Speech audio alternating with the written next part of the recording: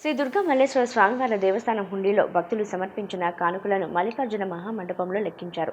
17 రోజుల్లో సమర్పించిన కానుకలను లెక్కించగా 3,81,94,846 రూపాయలు ఆదాయం వచ్చినట్లు అధికారులు తెలిపారు.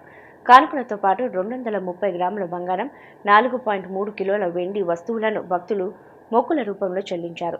విదేశీ కరెన్సీ $1,507, 30 సింగపూర్ డాలర్లు, 50 ఆస్ట్రేలియన్ డాలర్లు, 52 సౌదీ రియాన్స్, 10 స్కాట్లాండ్ పౌండ్స్, 195 UAE డినాన్స్ భక్తులు హుండీలో సమర్పించినట్లు అధికారులు తెలిపారు. కానుకల లెక్కింపును దేవస్థానం పాలక మండలి చైర్మన్ రాధాకృష్ణ, ఈవో సీనా నాయక్ పర్యవేక్షించారు. శ్రీ దుర్గా మల్లేశ్వర స్వామివారి దేవస్థానం హుండీలో భక్తులు సమర్పించిన కానుకలను మల్లికార్జున మహామండపంలో లెక్కించారు.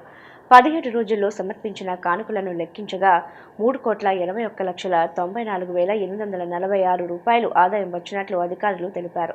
కానుకలతో పాటు 230 గ్రాముల బంగారం, 4.3 కిలోల వెండి వస్తువులను భక్తులు మొక్కుల రూపంలో చెల్లించారు.